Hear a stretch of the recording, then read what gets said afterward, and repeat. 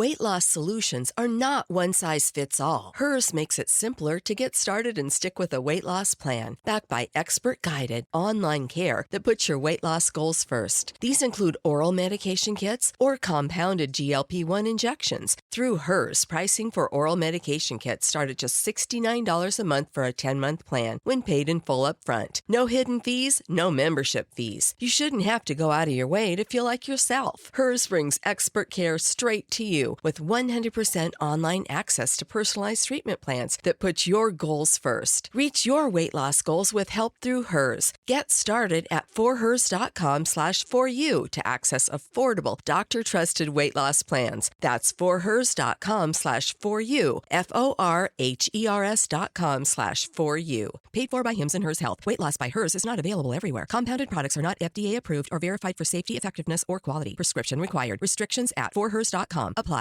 Britt Michaelian thought she had it all figured out. She was creating art, raising her daughters, and living a beautiful life in San Francisco. But when her mom got sick, everything changed.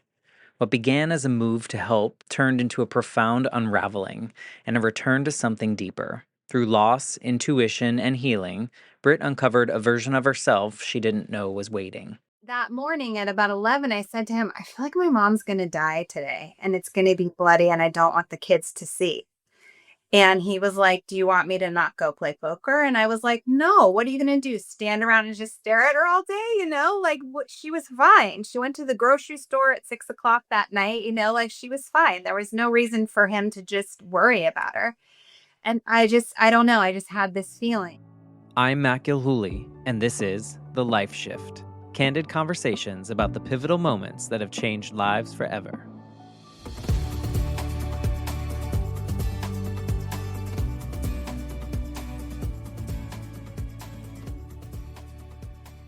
Hello, my friends. Welcome to the Life Shift podcast. I am here with Britt. Hello, Britt.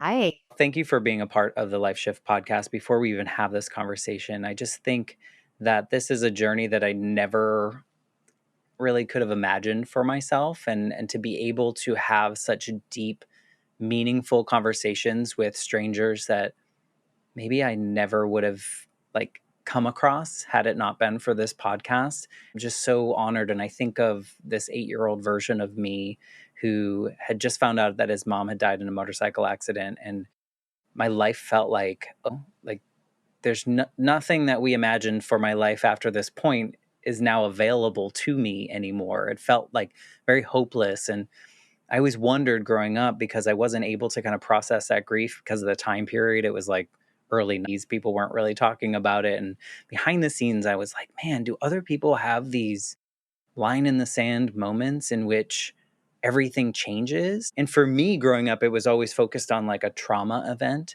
But I've come to realize through all these conversations that we as humans also have these moments that are like internal fires, or something triggers an internal fire that we kind of change our lives and whatnot. And so I'm just so honored that you want to share your story, which probably encompasses both of those pieces in different ways, and just in this platform. So thank you before we even get started.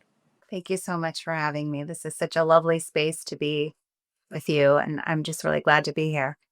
Yeah.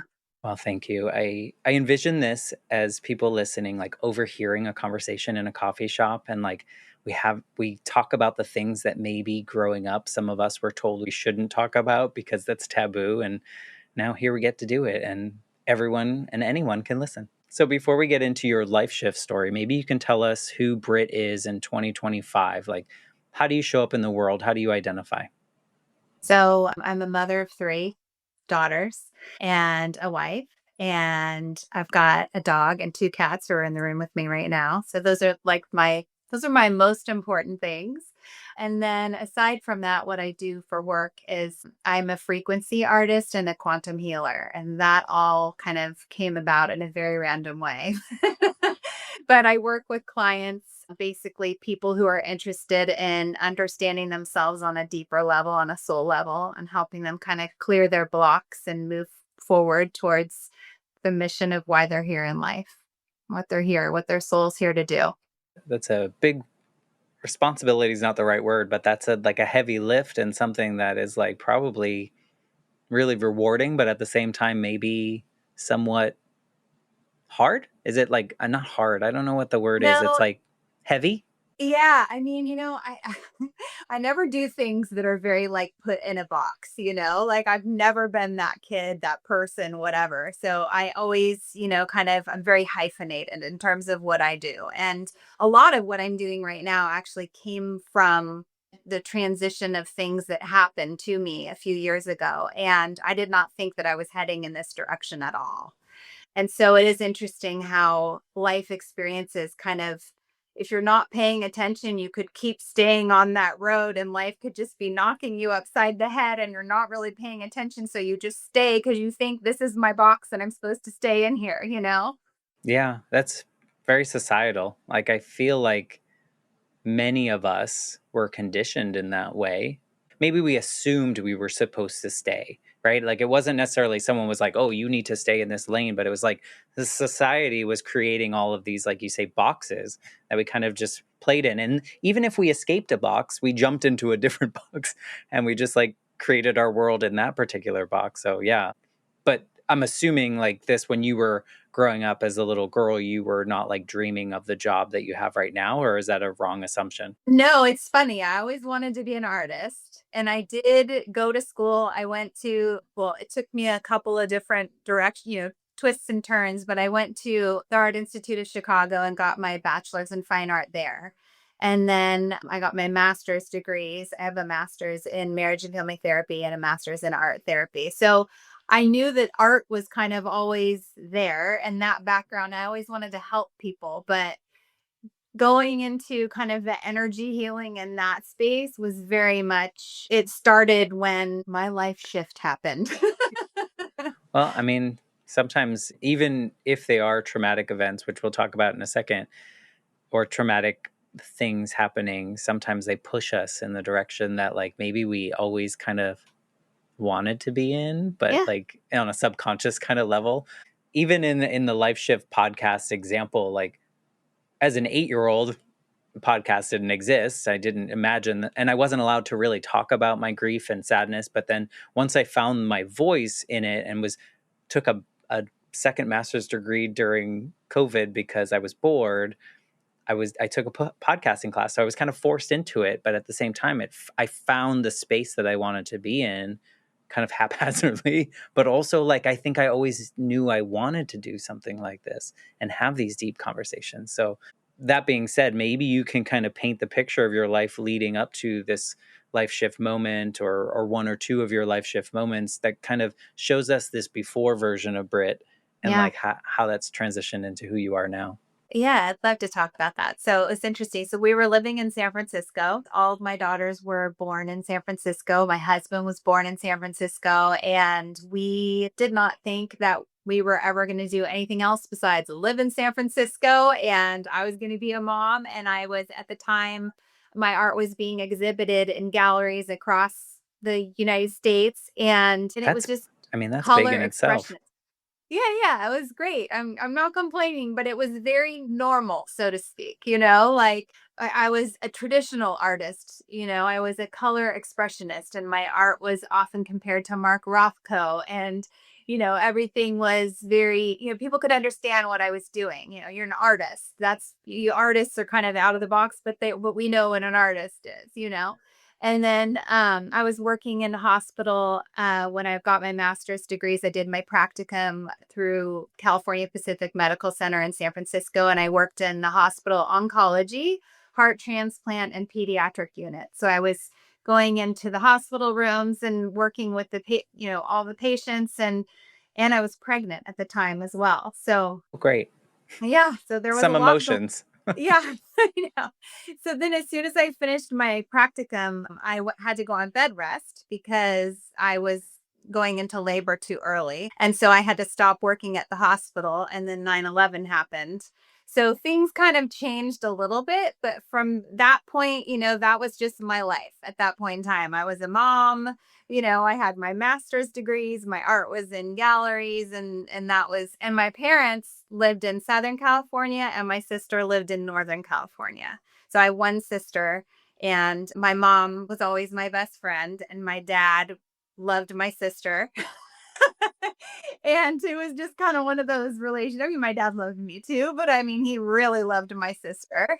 So that was kind of, that was life. We were just, a family in San Francisco. Would you say that it was a happy life? It was something that like Yeah. you enjoyed your life, and I mean, first of all, I think it's beautiful that you were able to create a career and whatnot through art, because I think there's a lot of people that have maybe a creative inkling, or they just didn't feel like they had permission to move forward and get better and do all these things, and here you are like creating a career, which is so inspiring in itself. It's Well, thank you. But that was why I kind of had some twists and turns before I went to the Art Institute of Chicago, because when I was in college originally, I wanted to please my father. I wanted my dad to pay attention to me, right? So I went to University of Southern California because he thought that was a great school. And I got lost, and that was not the right place for me. It was not the best version of myself at all. And so I dropped out for a while. I worked for a while. I took some classes, and then I realized that I wanted to get out of Los Angeles. We went to a wedding in Chicago, and I brought my portfolio, and my mom said, my mom had always told me, "You're going to go to the Art Institute of Chicago one day." And I was like, "No way, like I'm never going to get in there." And so when we went to that wedding, I brought my portfolio. I met with them. They accepted me. And 3 weeks later, I moved to Chicago. So that was pretty awesome. Yeah. No, I mean, I think that in itself is also a beautiful story, because I think there are a lot of people that I I'll just say I did. I did a lot of the things in my life for a long time, hoping that I would show my dad that I was perfect and that I did everything that he needed me to do. Although he never told me that I needed to do this. Like, I just assumed as an 8-year-old who had just lost his mom, moving into my father's house. My parents were divorced. And I was like, everyone wants to see me happy. So I just automatically assumed that if I didn't show that I was perfect or happy, that my dad was also going to leave because my mom had just left. And it just snowballed from there. And so, like, I went to college picking the degree that I thought would be impressive. Like, Right. my dad will be happy. So it's like, you're normal too. You did that as well. But at some point you realized, oh, wait, this is not serving me in the way that maybe it should. So you get it. Yes. I Yeah. think a lot of people do though. But I commend you for realizing that and like making a choice, because that's hard, right? Was that hard to quit? Was it hard? Yeah. I mean, my dad, so the reason why for my relationship with my father, the reason that my dad and my sister kind of got along is now I know these things, but like astrologically and human design wise, they were very aligned. And my mom and I were very aligned. And so now as a parent, it's funny because I look at my kids and I think now I'm like, okay, she's a Aries, she's a generator, she's this, she's that, and just kind of trying to understand them as people so that we don't have that kind of push and pull. But with my dad, I mean, so I'll tell you more along the life shift lines in terms of like how things went, and it's very interesting how things turn out. Yeah. No, it does. Well, I just want to say before you move on, I commend you for choosing yourself, at least in that moment of like, because like quitting college is it's a big deal. Like, people will judge no matter what you do. Yeah. I mean, I always knew that I would go back. I just didn't want to go back until I figured out the right way to do it? Good for you.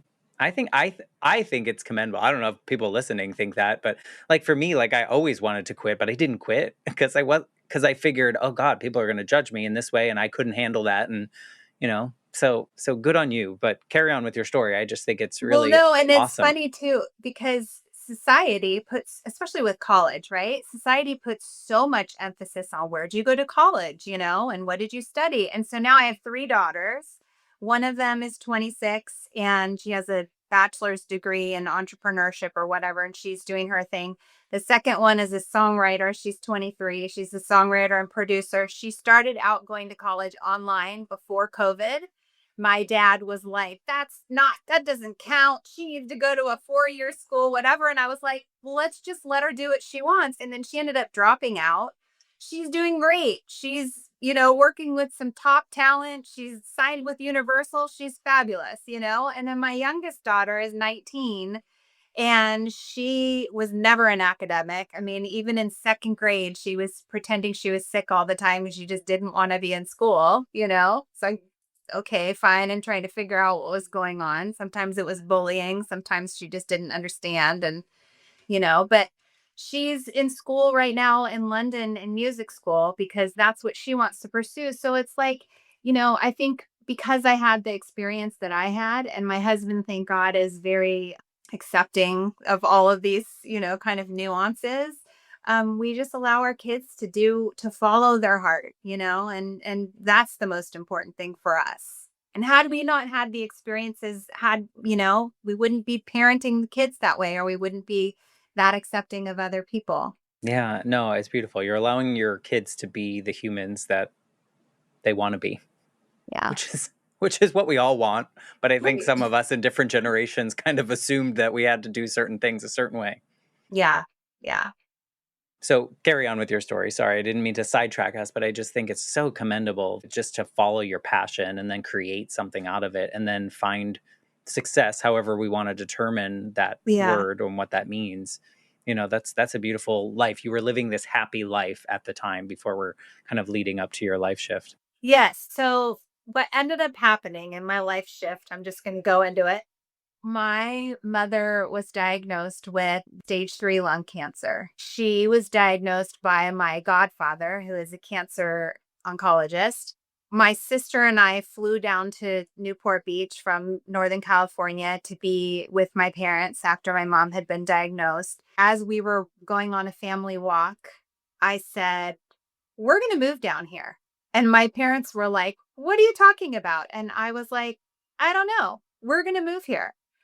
And my husband was born and raised in San Francisco. His parents lived there. There was no way. But he had just sold his business. And my kids were young enough. And I knew that my kids loved and adored my parents. And I knew that they would want to live in Southern California to be near my parents while my mom was going through treatment. And so it ended up being that was what we did. We moved down. My husband was a little bit iffy on that. But once we got down here, we were moving for a year. And then after a year, it turned into 2 years, and after 2 years, my mom's journey was like this, and, we had, a year into it, I think she went into the hospital and she had, staph, like pneumonia and just, like, crazy things going on, and the doctors pulled us into this room that I'll call the death room because there were like pamphlets everywhere that were about death. And he just said, "Listen, like, she's got maybe 2 weeks to live. There's no way that her lungs, we can't even go down to like wash out the infection. She's not going to make it. And by the way, we can't turn on, like, when we went in to do the scope to figure it out, we had to intubate her and we can't get her to breathe on her own. So she's on a breathing machine right now. And if she doesn't wake up by tomorrow morning, you guys are going to have to decide whether or not to pull the plug." So I was like, okay. So I went home to rest and just kind of deal. And my sister and my dad stayed at the hospital, and then I was going to come back later. And before I came back at like 9:30 that night, my mom pulled the tube out of her mouth, sat up and wanted a steak and her mascara in the middle of the ICU. So I was like, "Oh my gosh." And then she said she wanted to have a party. So we had a party for her. We called it Martinis and Miracles. It was amazing. She lasted another year. And then by that point in time, we had moved out of the house that we were renting because remember, we were only going to come for a year. And we had decided that it was at the time with mortgage rates and whatnot, it was a better deal to buy a house. So we were in contract to close on a house, but we had to move out of the house that we were renting. So in the meantime, we had moved in with my parents. And we were living with them with our dog and 3 cats and their 2 cats. And it was crazy, but it was wonderful. And one day, my husband was going to go over and play poker with a friend who he has never played poker before ever, but he was kind of looking forward to going and hanging out with some men. And I was like, "That's great, go do that." And that morning at about 11, I said to him, I feel like my mom's going to die today and it's going to be bloody and I don't want the kids to see. And he was like, do you want me to not go play poker? And I was like, no, what are you going to do? Stand around and just stare at her all day?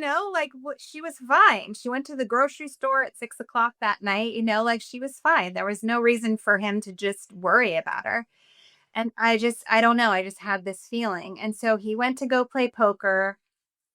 I put the girls to bed. I went to bed. And then at about 10:30, my dad came in and knocked on the door and asked if I could come. And I had one of the girls sleeping in the bed with me. He said, can you come help me? And so I went to go help him. And that was the moment when it was bloody.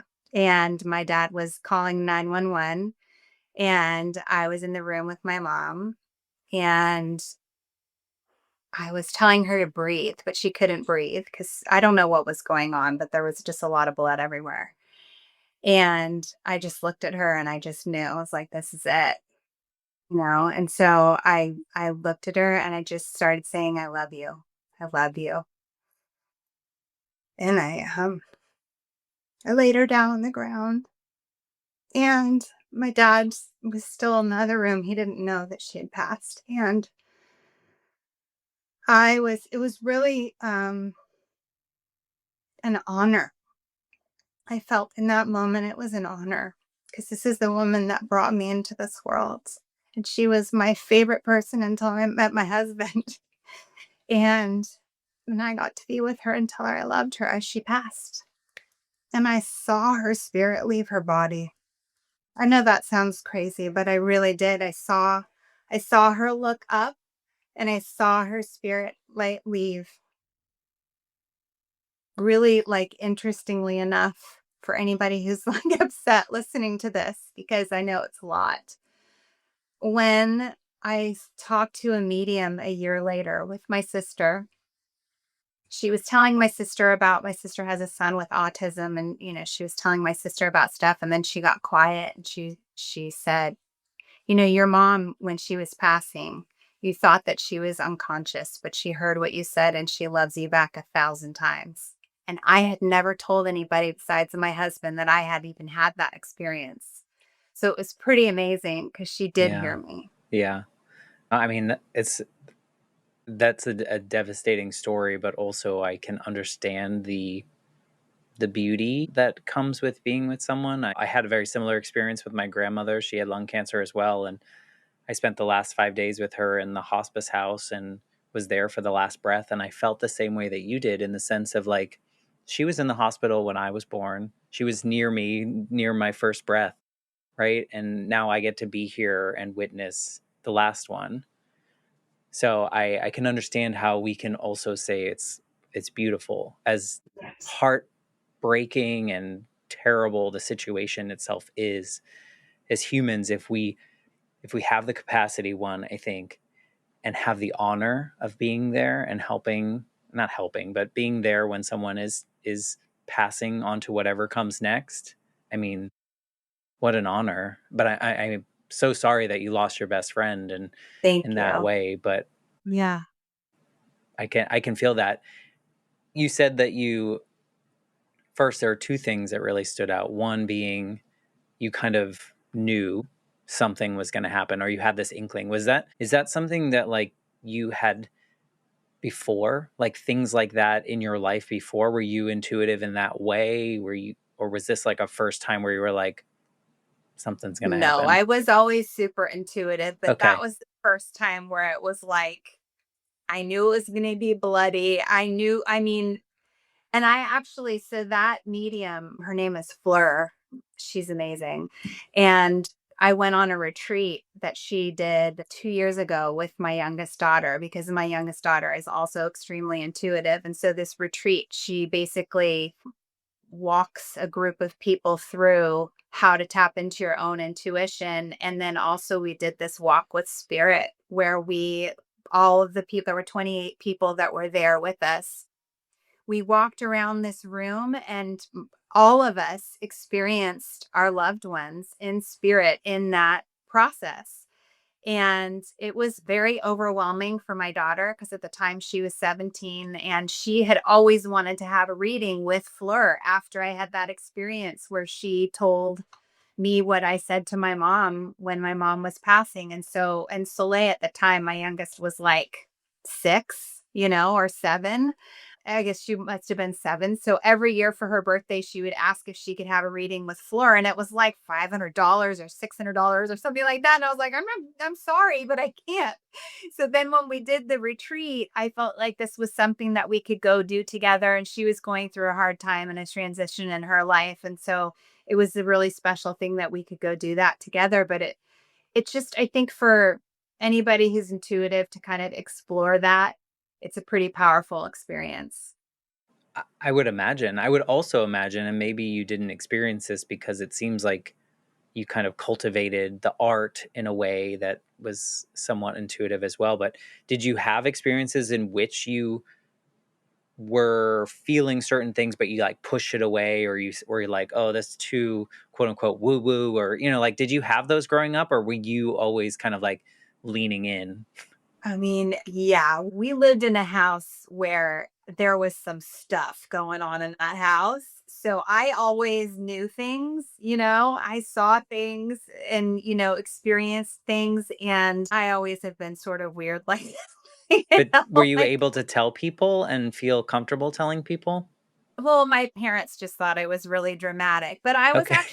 I was born on the Day of the Dead, like, that's my birthday, was born on the day of on November 2nd, so I really believe that I just kind of have always been in between, like a bridge between the worlds, and that's why now, like, with the work that I'm doing, it makes so much sense, like, I'm working with people who have lost loved ones, I'm working with a lot of people who have cancer, I'm working with a lot of people who are in transition in their lives. And usually, when you're in transition in your life, it makes you kind of think about things in a more spiritual way.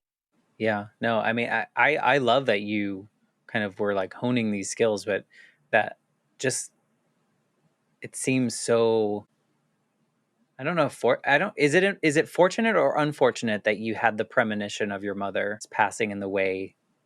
I don't know if I would say that it was either. It just Okay. was, It just was. like, yeah, I am so grateful that I got to have that experience. I mean, obviously I wish that she was still here and I have weird things happen, like she visits me in dreams or all the time in yoga and shavasana. I'm like, I feel her, like I'll feel her hand on my shoulder or things like that. And I do have friends that have lost loved ones who wish that they had that same thing. And my sister used to say to me all the time that because my mom would come to me in dreams and have messages and things. And my sister would always say that she wished that my mom would do the same thing for her, you know? Yeah. Yeah, it's challenging. I think although it's interesting, and I think the reason I stuck on that is because there's something about us as Americans, a lot of us like to know before Yeah. we know, right? And Yeah. so I was curious if knowing helps, if knowing softens anything, or if it is what it is. Yeah, I don't know. I don't know if I was in any way prepared for what happened because even in the moment where I looked at her and literally, I mean, obviously she's about to die, and I was telling her to breathe, and she was Yeah. like, "Can't do it." Yeah. But that's our natural, I think that's a natural human instinct, is like Yeah. we try to solve. Yes, exactly. But then there was also that moment where I was like, all right, this is it. And then right after my mom passed, my dad was diagnosed with bladder cancer. Oh God. So he went through treatment for that. And that was pretty easy for him.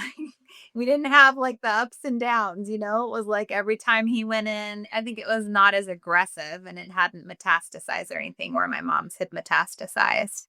But he was freaked out, because he had just been through this 2-year journey with her. So that was a lot of support for him. Would you say that losing your mom was like a major life shift moment for you? 1,000%. Yeah. So when my mom passed, that was like at the time that that was going on, I was doing work that was fine. Like anybody else would look at it and think how I was so blessed with the work that I was doing. I was consulting, I was doing social media influencer work before anybody even knew what that was. It was like 2012. I was doing things that were great and I ended up doing a lot more things that were great. But when my mom passed, it really made me stop and think, was I put on earth to do what I'm doing right now? Because at that point in time, I actually, when we moved down to Southern California, I stopped painting. I got all of my artwork back from galleries because I wasn't going to paint.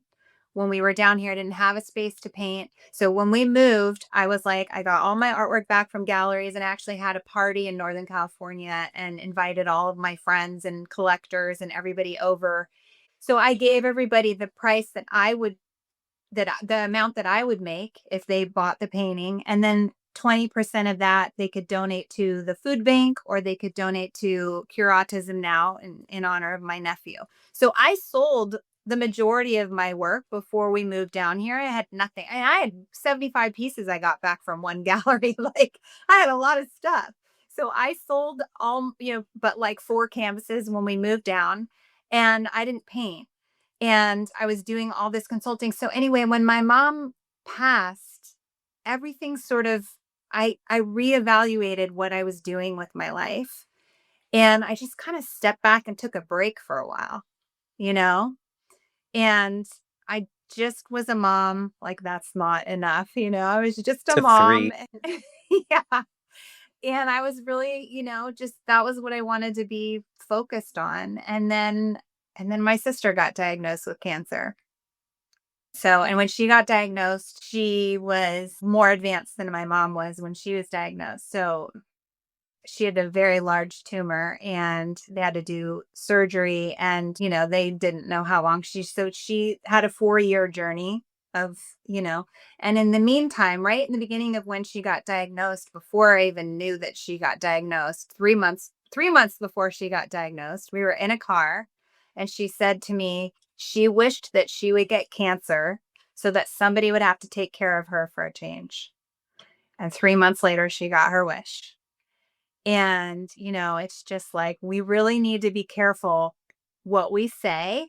And there's a part of me that was wondering if she intuitively knew already that she had cancer, you know? Yeah. Yeah, But that's tough.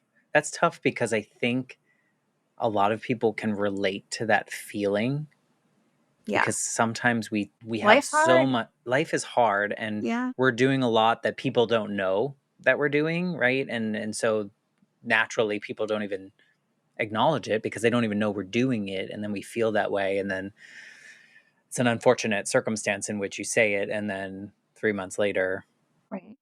something like Right. that happens, but I think people can relate to that feeling of For like, sure. Yeah. Life is hard. And there are moments where we just say things and we don't really think about it, but I think we really need to pay attention. And at the time that she had said that, I was going through Reiki training. As she went through her treatment, by the time she was in the middle of her treatment, I was a Reiki master. And I really was into the energy of everything. And I was obsessed with Dolores Cannon. Are you familiar with her work? You've got it. You really need to check it out. So she's super interesting. So she actually passed away in 2014. Dolores Cannon did, but her daughter Julia, I think, kind of took over the helm. So she did quantum healing hypnosis technique. And so basically hypnosis was just kind of, taking people through and learn, how do you stop smoking or how do you, lose weight or whatever. But what Dolores Cannon did was she put people into like a trance state, basically, and she would have them go into past lives and what the lessons of those past lives were and how some of those lessons might have caused physical ailments in this lifetime in order to help us heal our soul. And it's just, I mean, I can't even go into, she wrote 17 books and it was all through the books that she wrote was all through these hypnosis sessions. And so while my sister was going through treatment, I knew that I didn't know I knew at some point in time she was going to pass. Like I knew that this wasn't going to be a situation where she was just miraculously going to get better, even though she had surgeries and chemo and radiation and all of the things. I just, I knew because in the beginning she wanted to get cancer. I knew that she didn't ever say that she wanted to not have cancer anymore, And so she needed to do healing that was different from therapy.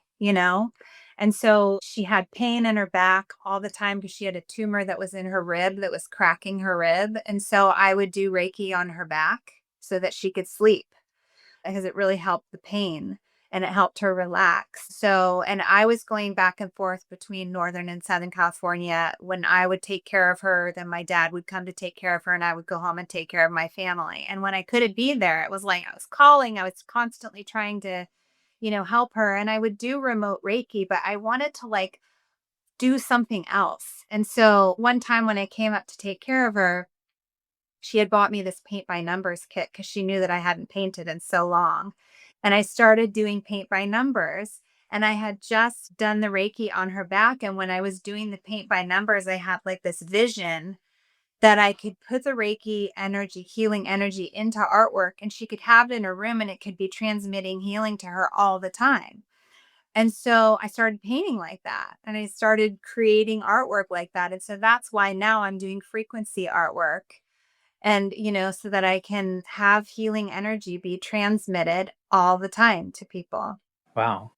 I mean, what my first natural, like, Matt type A logical brain is, what is the art? How does the art come out differently than maybe you had done it before in this different process? Like, what does that look like? Maybe actually, or just in process? Yeah, the creation process is so different. I mean, before it was always kind of meditative and, that type of thing. But now, I mean, it's like I'm cleansing myself with sage. There's prayer, there's, energy coming through me and tension the whole time that I'm doing it. Like when I'm making little dots, every single dot, I'm infusing love, love, love. I mean, the intention and the process behind creating it is entirely different. And then I'm using like powdered minerals and crystals and things because the frequency in the earth, the frequencies of where these minerals are found completely corresponds to the ley lines in our own body, the energy meridians in our own bodies. So there's different crystals and minerals. And there's this, like for the logical minds,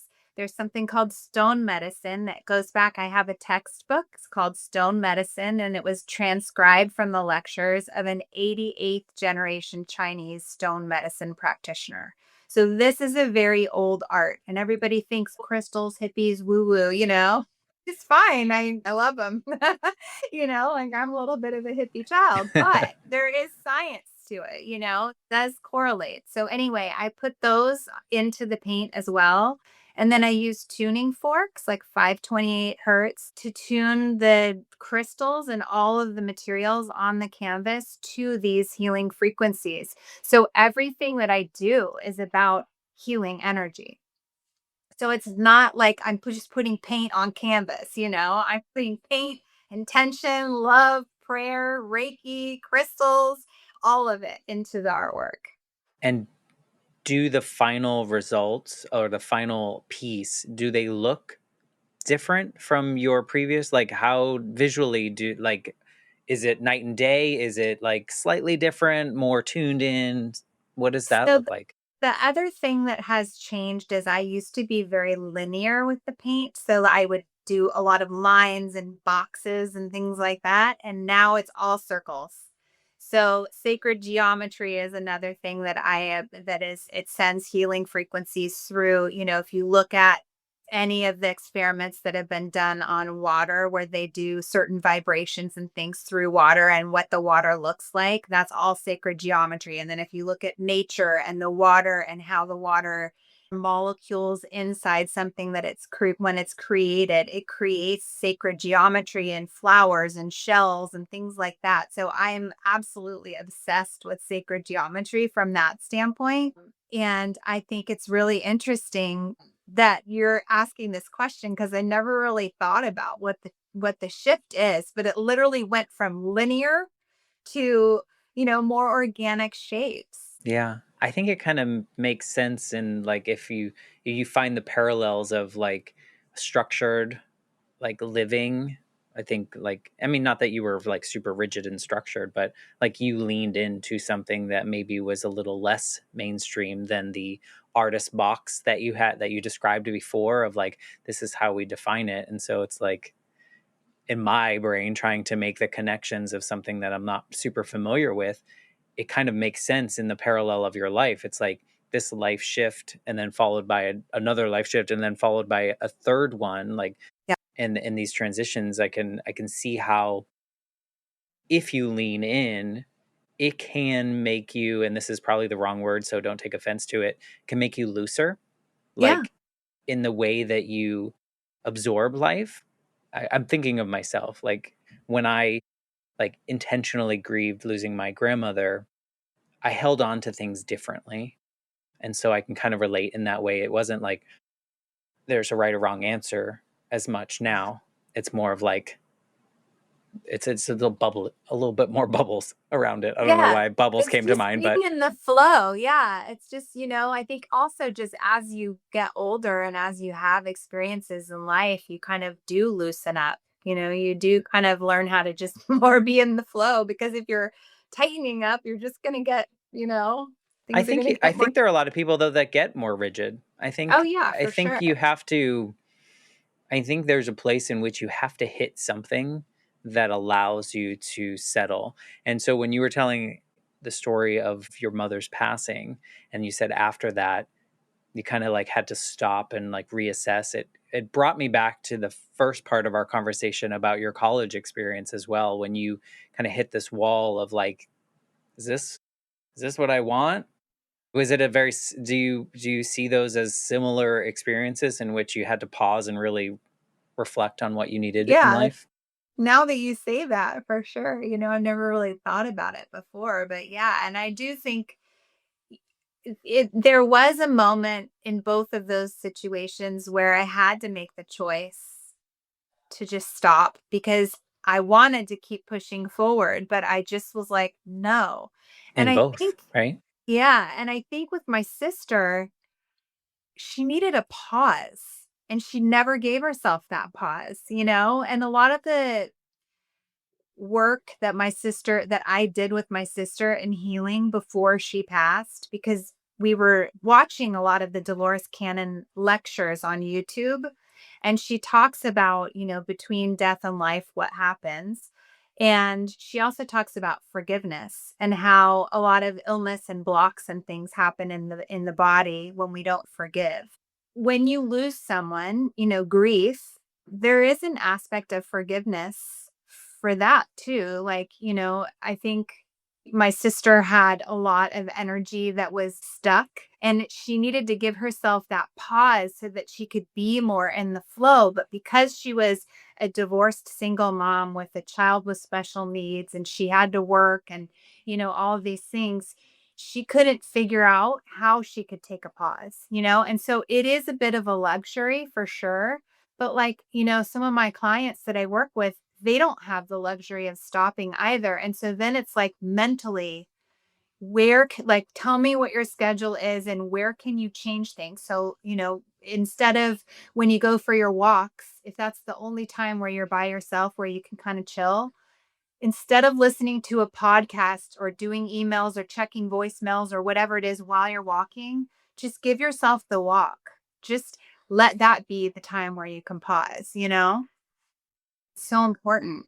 It is important. And as you tell the story, I'm like, I mean, maybe that's what your sister meant when she was like, I wish I got sick so someone could take care of me. It was like, I just need a break. I'm kind of going through that right now, where everything is very noisy in my life. And I've vocalized it with other people as well, but it's like, I wish I could just like control alt delete, just like for like a couple hours or something, where everything's quiet. And it's one of those things where you're, maybe the words that come out are not correct, but it sounds like that's what your sister needed, was just like, and that's Totally. maybe what she meant. But sometimes, things align in different ways and show us different stories. She did get her pause. It didn't come in the way I think that would be like, we're not all going to be here forever. Do you know what I mean? Like, I think it's so important to just know that it's okay for some people if they pass before us.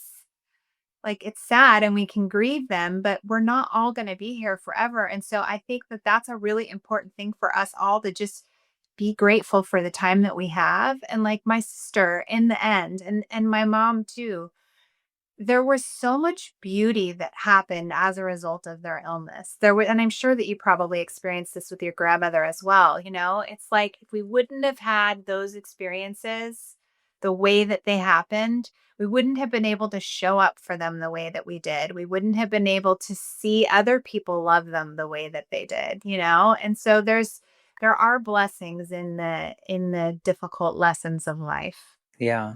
And it's hard to say, and I don't think people talk about it a lot because I think we associate a lot of negativity and sadness that comes with the grief journey itself, and there are lots of layers to grief and there are certainly sadness in it. But there are other moments in which we can, because there's like anticipatory grief too, in which we can, like when my grandmother, when we knew it was the end, I was like you just said, I was like, I was so intentional about the things that I needed to do to make sure that both myself and she were whole Yeah. when everything was done.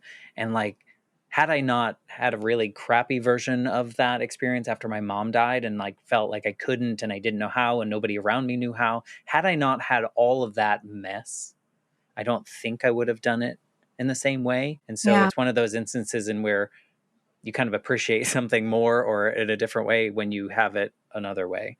So, but it's True. messy. It's all Yeah. messy. I mean, if for someone like you that's like super, I'm making assumptions here, in tune with yourself, with your feelings, with the world, with energy and those things, is the grief journey different for you, would you say, than maybe other people? Like after your mother died, what was that grief journey like for you? It was really interesting because I actually part of me pausing and clearing the deck, so to speak, is I was in a business partnership that was not super healthy. And my mom's passing and her illness gave me a really good reason to say, I can't do this anymore. And because I was able to do that, even though I had to walk away from a lot of very important things that I built and deals and things and money and whatever. And I just was like, I need to just walk away from this here, have everything. I need to go take care of myself. I also was really aware of the fact that my kids were watching me, and my youngest daughter in particular was very close with my mom. And so she was really struggling. And so I felt like I needed to show her how to grieve. Do you know what I mean? And when she was, because she did not express sadness at all, but I knew that she was feeling sadness and she started having temper tantrums and things because she just couldn't. And so it was like, all of these things were happening at the same time. And so the grief that I felt with my mom was very, I feel like I didn't express it as like I did express it, but I feel like I expressed it more with my sister because I didn't have all of these other circumstances going on. And it wasn't like, I mean, I definitely cried and I definitely had a lot of conversations about my mom with my dad and, kind of processed everything. But with my sister, I mean, there were like really magical things that happened with my sister as she transitioned that didn't happen with my mom. And I don't know if it was because I was going through Reiki mastery and things like that. And so the grieving process was very different because I was so in touch with the spirit world and I was having all of these. I mean, my mom was there. I'm like getting goosebumps right now. I was having all of these really incredible experiences because I was with my sister as she was transitioning. I don't know if it was very raw with my sister too, which is interesting because I didn't have the same like blood and all of that I had with my mom. But with my sister, I guess with your sister, it was like my only sibling, With my mom, when she passed, it took me a minute because I sort of lost, I didn't know who I was, I was like, who am I? I don't have a mom anymore. And so then I got used to that. And then I lost my sister. Now I have my dad, but my dad, like at my sister's memorial, my dad said, and now I'd like to introduce my second favorite daughter to everybody, so then I had to step up to the microphone. Do you know what I mean? And so it's kind of like, it's just interesting how all these things happen. And then you have to heal the wounds. You have to do the work, If you don't do the work, life's just going to keep handing you these situations until you see what it is that you need to do. Yeah. Do you feel healed? I just think it's life, I just think it's life, and we have times where we feel great and like everything's, and then we have times where we're kind of going through the storm when we got to just, hunker down. And I think one of the most important things about there's gratitude and forgiveness, and I do an event every year. I do an event that's just kind of my way of giving back to everybody. It's called Healing House. And I do like a sound bath and a guided meditation and a group Reiki. And then I have my artwork all around. And that is divided up into 7 healing practices that I think that we all need to do every day. And whether or not, and I think wellness is a whole nother topic, because I think wellness is actually creating a lot of anxiety for people. Like, and guilt, and like, everybody needs to go easy on themselves. But the 7 healing practices are grounding, inspiration, movement, nourishment, gratitude, forgiveness, and grace. And those 7 things, if we can just be aware of them, are really important as we're going through life and as we hit any type of transition. Having, the ability to forgive, having the ability to be grateful for the lessons, and while we're going through the lessons, after the lessons, grounding is just, really important when we're going through these types of things too, because if we're not grounded in the moment, we're not fully experiencing life. And so, even when we're in these hard times, it's like we have the tendency, a lot of us, to want to escape, whether some people that's through alcohol and drugs, or just, kind of not paying attention to what's going on. So I think it's really important to be present. And like looking back at what I went through with my mom, when my mom was going through, and I had like the kid going through this and my dad having cancer. So I couldn't really be fully present with how I felt. But in those moments that I did feel the grief of, the process of grief, I really felt them, you Yeah. know? Yeah, it's complicated being a human, isn't it? It is. I do love that you said that everything's not perfect all the time. Because I think we have this false sense of people that are super in tune with themselves, or they're healers of someone, like everything is like sunshine and rainbows all the time. And it's like, no, you just have a practice, and you know how to move through those moments, maybe in a different way than other people. But it's so important that we show up as full humans, and we can admit to when things aren't great and when things are great. And, like the whole spectrum.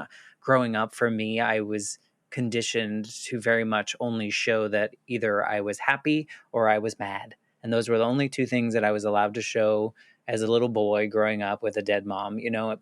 Had someone told me that I was allowed to cry, had someone told me that I was allowed to be sad and even be depressed here and there, like had I been given that permission, I think life would have unfolded in different ways. So thank you for admitting that life is complicated and that it's not always beautiful every single second.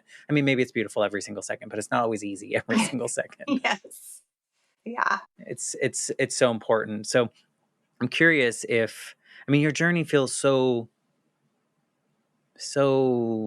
like intentional in a way. A lot of the moments, especially when you pause. So I'm wondering if this version of you, with all the things that you do now, all the things that you lean into, if you could go back to the version of Britt that took a pause on college, that was like, no, I need to think about this. Is there anything that this version would want to say to that version of you?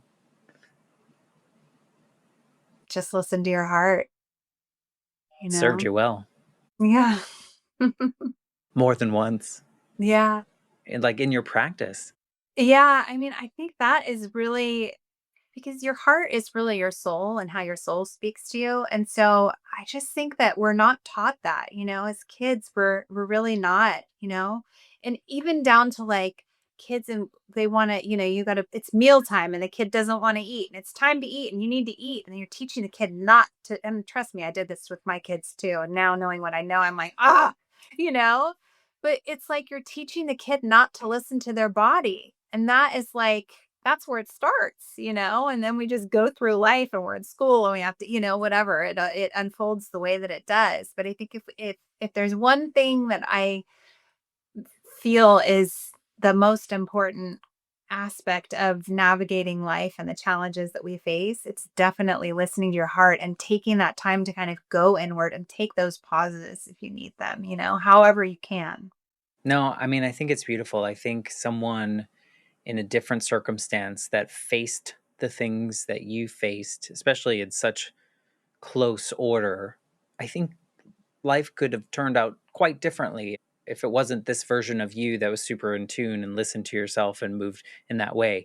I can see how even one of those instances would throw someone way off course, or maybe Yeah. on the right course, but Yeah. way out of sync with maybe what their intentions were or they wanted to do. And so there's something to be said about really like trusting yourself and your heart and your instincts and your intuition and all the things that like we should be doing anyway, because this is our life and like we should be living it in the way that we want to, as long as we're not hurting others. And that's Right. my opinion, but I agree. it's also hard because Yeah.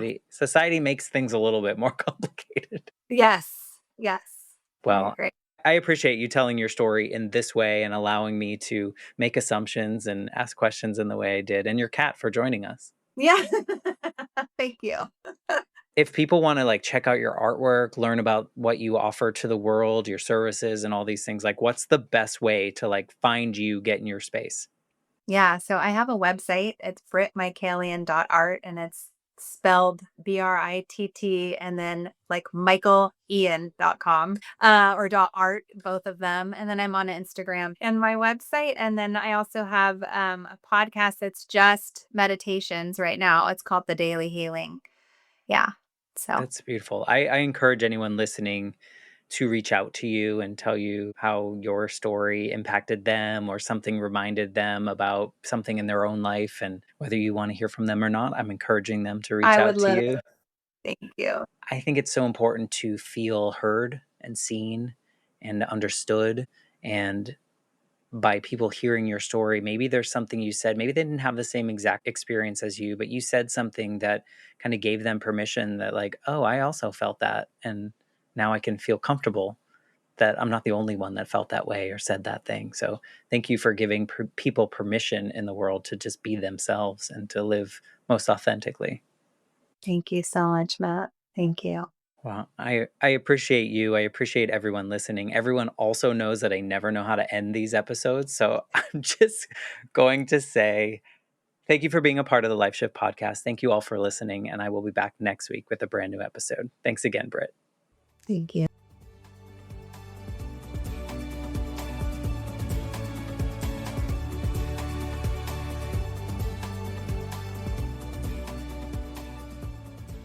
For more information, please visit www.thelifeshiftpodcast.com.